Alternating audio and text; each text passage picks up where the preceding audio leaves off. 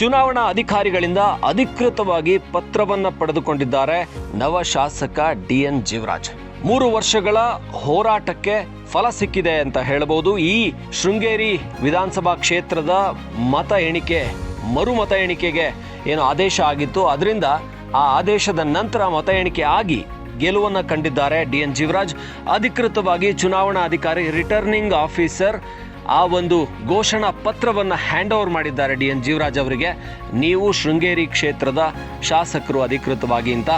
ಈಗ TD ರಾಜೇಗೌಡ ಏನಿದ್ರು ಅವರನ್ನ ಮತ ಎಣಿಕೆಯಲ್ಲಿ ಹೆಚ್ಚು ಮತವನ್ನು ಪಡೆದುಕೊಂಡಿದ್ದರಿಂದ ಅಂಚೆ ಮತ ಎಣಿಕೆಯಲ್ಲಿ ಅಸಲಿ ಶಾಸಕ ಆಗಿ DN ಜೀವರಾಜ್ ಆಯ್ಕೆಯಾಗಿದ್ದಾರೆ. ಇನ್ನು ವಿಧಾನಸೌಧವನ್ನು ಪ್ರವೇಶ ಮಾಡ್ತಾರೆ DN ಜೀವರಾಜ್. ಬಿಜೆಪಿ ಶಾಸಕರ ಸಂಖ್ಯೆಯಲ್ಲಿ ಒಂದನ್ನು ಹೆಚ್ಚಿಸಿಕೊಂಡಿದೆ. 63 ಇತ್ತು 64ಕ್ಕೆ ಬಿಜೆಪಿ ಶಾಸಕರು ಹೋಗಿದ್ದಾರೆ. ಹಾಗಾಗಿ ಇನ್ನು ಇವತ್ತು ಬೇರೆ ಮತ ಎಣಿಕೆ, 2 ಕ್ಷೇತ್ರಗಳದ್ದು ಉಪಚುನಾವಣೆ. ಆದರೆ ಅದಕ್ಕಿಂತ ಮೊದಲೇ ಬಿಜೆಪಿಗೆ ಗುಡ್ ನ್ಯೂಸ್ ಬಂದಿರುವಂಥದ್ದು. ದಾವಣಗೆರೆ ದಕ್ಷಿಣ, ಬಾಗಲಕೋಟೆಗಿಂತ ಮೊದಲೇ ಶೃಂಗೇರಿ ಕ್ಷೇತ್ರದಿಂದ ಬಿಜೆಪಿ ಶಾಸಕರು ಆಯ್ಕೆಯಾಗಿದ್ದಾರೆ ಅನ್ನುವ ಪತ್ರವನ್ನು ಚುನಾವಣಾಧಿಕಾರಿಗಳು ಕೈಗೆ ಕೊಟ್ಟಿದ್ದಾರೆ. ಅದರಿಂದ ಕಾರ್ಯಕರ್ತರು ಕೂಡ ಸಂಭ್ರಮಿಸಿ DN ಜೀವರಾಜ್ ಅವರಿಗೆ ಬಿಜೆಪಿ ಕಾರ್ಯಕರ್ತರು, ಅವರ ಆಪ್ತರು ಜಯ ಘೋಷವನ್ನು ಕೂಗಿದ್ದಾರೆ.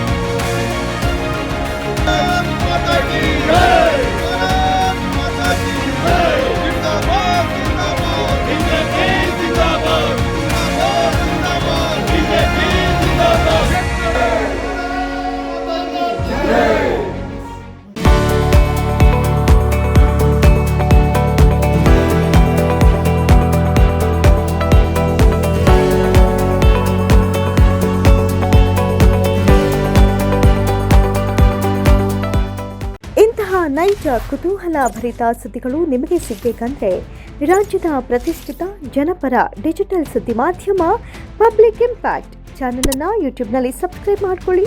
ವಿಡಿಯೋ ಇಷ್ಟವಾದರೆ ಲೈಕ್ ಮಾಡಿ, ನಿಮ್ಮಿಷ್ಟದವರಿಗೆ ಶೇರ್ ಮಾಡಿ ನಮ್ಮನ್ನು ಪ್ರೋತ್ಸಾಹಿಸಿ. ಹಾಗೆಯೇ ಫೇಸ್ಬುಕ್ನಲ್ಲಿ ಪಬ್ಲಿಕ್ ಇಂಪ್ಯಾಕ್ಟ್ ಫಾಲೋ ಮಾಡೋದನ್ನ, ಇನ್ಸ್ಟಾದಲ್ಲಿ ಜೊತೆಯಾಗೋದನ್ನ ಮಿಸ್ ಮಾಡಬೇಡಿ. ಜಾಹೀರಾತು ಹಾಗೂ ಬಿಸ್ನೆಸ್ ಪ್ರಮೋಷನ್ಗಾಗಿ ಸಂಪರ್ಕಿಸಿ 9606037450 ಅಥವಾ 9353224116. ಇದು ಪಬ್ಲಿಕ್ ಇಂಪ್ಯಾಕ್ಟ್, ಜನಶಕ್ತಿಯೇ ನಿರ್ಣಾಯಕ.